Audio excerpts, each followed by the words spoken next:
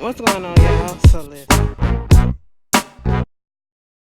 What is going on, you guys? We are back. We are back for a brand new season of Pose on FX. Listen, I love the premiere, okay? I love the premiere, and basically, from what I got from the premiere, is that this bitch is about to have me and my feelings a whole nother season, okay?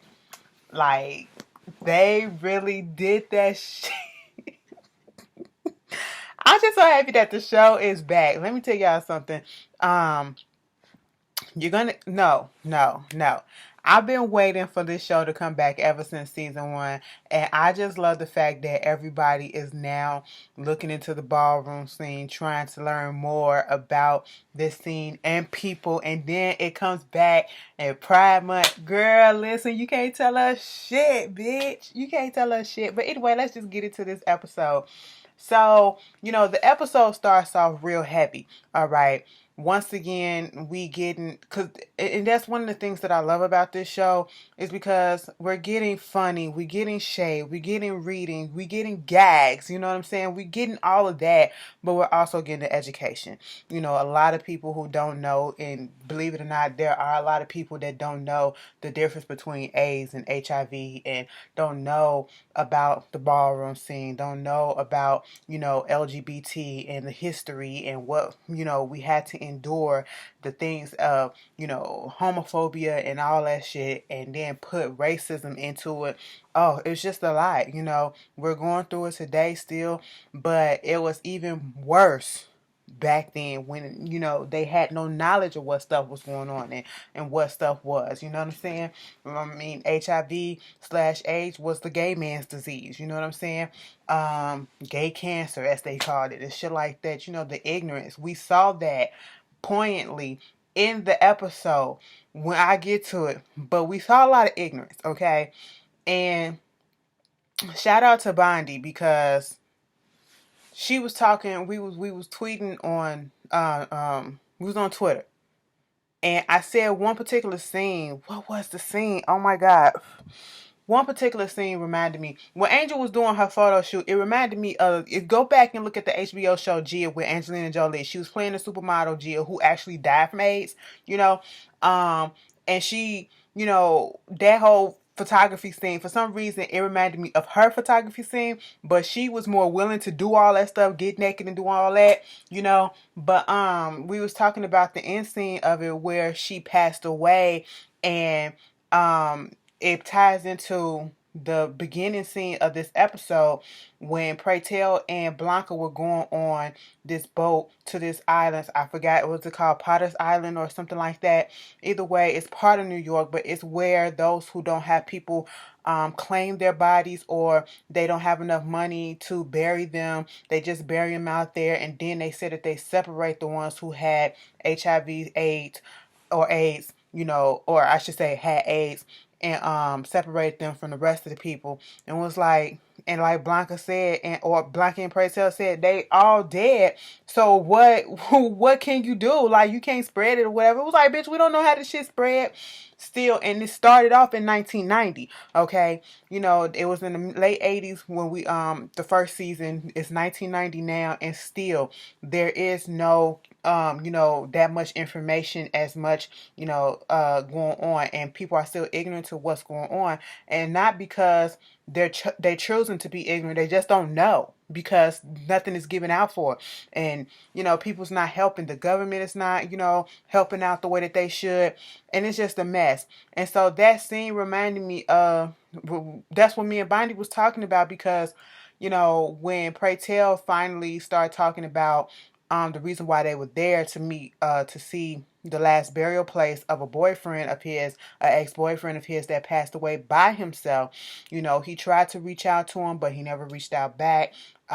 He was in his house, in his studio apartment for 3 weeks after he passed away when they found him, and they said he just basically was melting into the bed. And if you look at that scene in Gia when she passes away, oh, it's just reminiscence of it. It was just a lot. But You know, shout out to my boo Bondi, okay, y'all. Go check out her channel, both her channel, Relax with Blue and Bondi Blue. Bitch, listen, I said, girl, that was good. That was good. And then, you know, we still got, like, we brought up the whole Girlfriends episode. Remember Girlfriend when, Joan had the friend Kimberly Elise was on there and she had HIV and she was using a knife and I think she cut herself or whatever and Joan threw the knife in the garbage can and stuff like that. Yeah, you know, people still are ignorant. That was in the 2000s. You know, shout out to Bondi for bringing that up because I was like, girl, yeah, we was having a nice little conversation. But anyway, moving on from that. So back to the show. They put that in there. Education, because I never knew about that island or whatever that was going on. So then the next thing we find out that Blanca's in the hospital. She's going for her checkup. We see Sandra Bernhardt's character. I forget her name, but we just gonna call her Nurse Sandy, okay? And you know, she's looking out for them. She's always been on their side ever since season 1, cracking jokes, making them stay at the place where they're at livable or at least you know, comfortable enough to the point that she's showing that she's caring. When other nurses and other doctors would be like, "Oh, I'm not going in there because I don't know what you got and I don't want to get it." You know, she's being more receptive. She's being more caring and you know, trying to be respectable to them, and she's like a friend to them to the point where she's looking out for Blanca, squeezing her in for this appointment, telling her and interpreting to her what her results are saying. You know, her blood cells are okay. Okay, her white blood cells are okay, but her T cells are below 200, which means that she has moved from HIV to AIDS, and that's what they said according to the TV, to the show. And she said basically, I'm dying. She was like, no, you're not dying, okay, but you just need to be monitored a little bit more. Instead of coming in for 3 months, I want you to come in for 1 month. Every month, I just want to monitor you to make sure that you're okay. And I want you to take this medicine, AZT. And I remember, you got to look at A Normal Heart. Also, that's another good documentary. I probably mentioned it when I was talking about season 1, A Normal Heart, because it goes into detail about the AZT and all of that. Oh, it's just a lot. And then you hear Blanca say AZT, that's, first of all, we can't afford it. Second of all, I've known somebody that took it and they said it's worse than chemo, how it makes you feel and all that. How can I afford this? And she gave her the bottle. She was like, I did not know that they did this. So this is something new to me, which I applaud. That, you know, she was saying how some of the old rich queens, gays, they pass when they're on their way out, passing away, like they're at the end. They basically donate the rest of their drugs, you know, that they have, their medication. And so that's how you get some of these nurses who are, or doctors and organizations or whatever, these people who are for the community and just helping people trying to live, they donate the drugs and they give them out to the people that can't afford the drugs because the drugs were expensive, you know. And so her whole thing is she wants to live for her, but she's thinking more so not about herself at this point, but she's thinking about her kids, and she loves her kids to death. And that's one of the qualities that I love so much about looking at this show and Blanca's character, because she will go to the ends of the earth for these people, for these kids. They're her kids. I ain't even gonna call them these people. These are kids because they're no longer just people. These are people that she know, she's grown to love, like they're her own. Okay. She's all hyped about being in a nail shop, and we hear Vogue. Okay. So this episode was kind of with Blanca's, you know, with Blanca's storyline. It was kind of circling around it, you know, Vogue, Madonna's Vogue. Let me just tell y'all this. Because Blanca, she was like, this is going to put us on the forefront. This is going to cause acceptance, because you have got to go back and you have to look at that video. That's not, I don't know if it's the first video, but that's one of the first videos that I've ever seen where they did voguing and stuff like that in it or whatever. And I was like, wow. And I was a little kid when that shit came out. You know what I'm saying? I didn't know what the fuck it was. But bitch, listen. When Vogue comes on, girl, I don't give a fuck how you feel about Madonna. Bitch, when Vogue comes on, the beat just alone in the beginning is bad as shit, okay? It still goes hard till this day. I don't give a fuck what you say. That shit still knocks, okay? But you know, she's just in this in this I would say delusion, because I mean, yeah, it brought attention to it, but she's thinking like, okay, we finna be on the mainstream, we finna get acceptance, it's finna be people trying to learn about us, and then, you know, treating us like people. Not necessarily, not too fast, okay? You moving a little bit too fast, but boy, I know where you're trying to go, but we ain't there yet.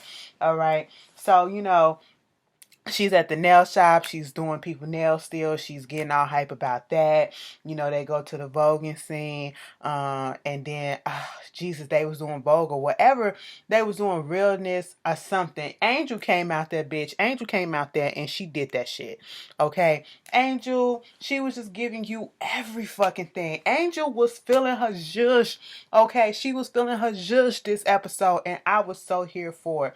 All right. Because Angel had such a she got caught up last season. You know, it was tragic. She fell for a straight man, a straight married man, or somewhat of a straight married man, and a confused, you know, I would say a confused, curious, a confused, curious, married man, white man at that, you know, and got her heart broken, you know, and to see her come back and she's so full of life and energy and, you know, just killing it on the ballroom scene, getting her tens. We saw her get tens twice in this episode. And I was like, that's what you gotta do. You gotta you know, use your heartache to make you come up, okay? Don't well up in it. You gotta do what you gotta do. And, you know, they was doing that. Blanca found her on the piers again. She said, bitch, I told you not to be doing out here with the street walking shit. She was like, because Poppy was in there taking some pictures of her, and we see that Poppy and Blanca got a little bit closer. And I was like, oh, okay. And so Blanca set it up so that she can go to, because she was like, I was at work on my lunch break, I was looking at the Elle magazine, and they got this whole little contest going on about fresh faces of 1990, you know, and you gonna sign up for the contest. She didn't want to go because she didn't think she can pass. Blanca like, bitch, I can't pass like you can pass, okay? They not gonna clock you. She get there, it's a whole bunch of white people. The black girl at the desk was like, I was just like you, thinking that I wasn't gonna make it through with my frizzy hair and everything and my skin tone, but that's what made me get through. That's what made me stand out. So do you. She filled out the thing, put out there that she can Vogue and all this stuff. She go talk to the lady, the white lady, Miss Ford or whatever. Show her Polaroid picture. Shake it like a Polaroid picture. Let me stop. Okay. And do all that stuff. And the girl was like, this is cute or whatever, but you need some professional pictures. She was like, girl, listen, I ain't got no money. Okay. I ain't got no job. You know, times is hard. Okay. But you could tell that the lady liked her. And she gave her a personal photographer, and she told her to just say that I sent you and you gonna get it done. Now see, with this photographer, right? Everything was going good until, you know, they started fixing her up and everything, beating that face, bitch. I said Angel looked gorgeous as fuck. I said they did that shit, bitch. All right, she just got one of those face that's literally a canvas, okay? And you can just do whatever to it and she'll still look beautiful with it.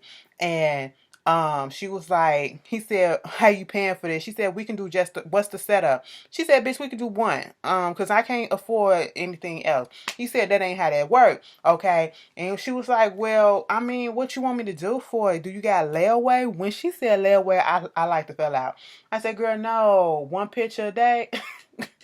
You gonna pay for a picture a week? No, that ain't how this work. And he was like, you know, you could do something for me. Look, bitch, I sent you out on the piers. I know who you are. I said, oh shit. He done clocked her ass. And then he talking about some, she was like, so what you want me to do? He said, well, I want you to take some personal pictures from my personal collection. I want you to take some pictures from my personal collection. I said, You know, photographers get a bad rep, especially because we always seeing movies since years ago, even now, where you see these so-called photographers coming up and trying to get people pictures, and then they wind up to be creeps and stuff like that. And he took some bomb ass pictures. The first pictures with her with the feathers on her back, the first look, that was the best look. Okay. Then it got to the point where nobody else was there, and he wanted her to undress and then take her drawers off And I was just like, oh my God, what's going on? What's going on? And so at this point, it was another ballroom scene. She won that, but she was not feeling it. She was in her feelings or whatever, and she finally broke down, and she was like, I can pass to them, but I'm not gonna pass and ever be on the runway, the real runway or whatever. They was like, yes you are, yes you are. And at this point, she was like, I gotta tell you something. I don't want you to be disappointed in me. Dude made me take some pictures. I ain't had nothing to pay for, and he took some dirty pictures of me. What if he put them in some porno stuff and my shit be all out there, whatever? Bitch, the way Poppy got mad, bitch, I want to get pissed off with my bitch just like that, girl. I was like, you better stand up for your motherfucking bitch. You better do that shit. I said, that's how you fucking do it, okay? Blanca was like, nah, bitch, I got this. Them shits ain't gonna never see the light of day. Blanca gangster, okay? You got Poppy right there. You got Blanca. They went there to that photographer, beat his ass, and got them pictures. I said, oh, I like, I'm not here for violence like that. But when it's warranted, I'm all here for that shit. Like, I was like, that's how you protect, because, they go to the cops or whatever. They're not going to do nothing. They're probably going to embarrass them and shame them or whatever. And then it's his words against theirs, So it's like, they had to do what they had to do, okay? And she took the photos that she actually took, not all of them, And the negatives. I'm so glad they said get the negatives. So they got the negatives and all that stuff. And she took them back to the agency. And she wound up making it from the semifinals to the top 10. So that was a good look for Angel. So the whole thing with Pray Tell, was at a funeral. And you got Lulu and Candy talking about how they don't like funerals. And funerals are a waste of time. And, it's a waste of money and all this stuff. And he was like, you hoes need to be respectful, okay? So we see Nurse Sandy come in there. And they're having a little conversation, trying to lighten the mood. And they go up to see who it was, pay their respect to a younger gentleman named Joe who passed away. And he looked like a good 17, 18, 19, 20 between that age. He looked young as shit, And, she was like, this is my 452 or 492 second funeral. What about yours? He said 210, and he just broke down crying, because she made a joke about the first one who meets 1,000. Let's get a toaster. And so they started laughing, but he started crying because to think that all these people that passed away, and even if you don't know them personally, you know of them, that just goes and show the severity. And I know it seems like a lot, but people were passing away during that time, left and right, because there was no cure, and there was no knowledge, and there was no one really trying to fully do anything about it for everyone, not just for those who's rich enough to afford stuff, but for everyone. You know what I'm saying? The ones that is hidden, the ones that are poverty stricken, the color folks, black and brown. You know what I'm saying? Everybody, minorities, I should have said, they're getting hit worse. And nobody's doing nothing for it because they can't afford it. They can't afford the treatments and stuff like that.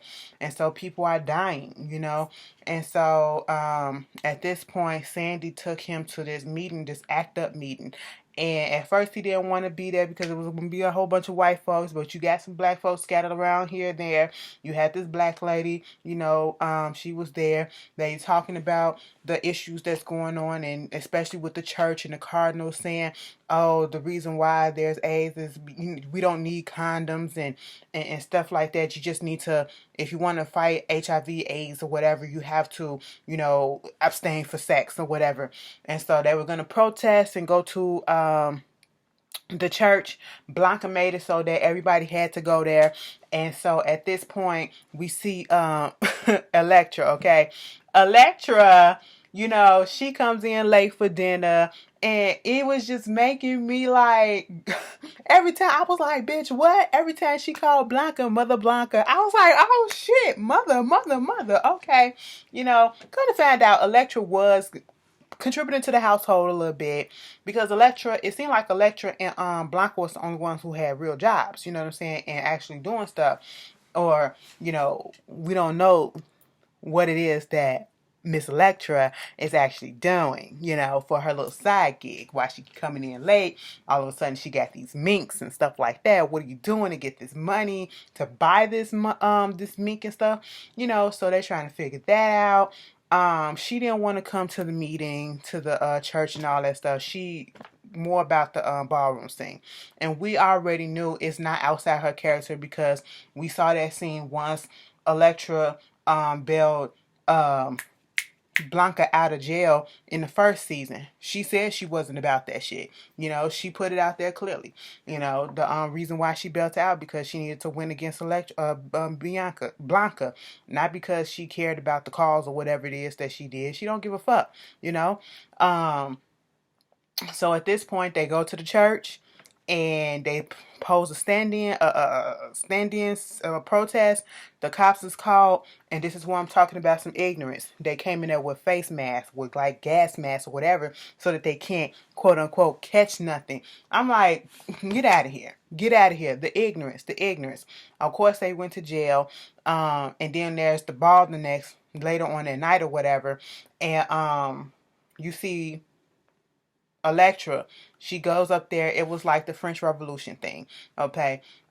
He read the shit out of Lulu and Lulu and Candy. They just need to give it up at this point. And mostly Candy, okay? He said, Les Miserables peasant sluts. Okay. I said, bitch, he said, get y'all asses up out of here. Learn from this shit. You think you'll learn.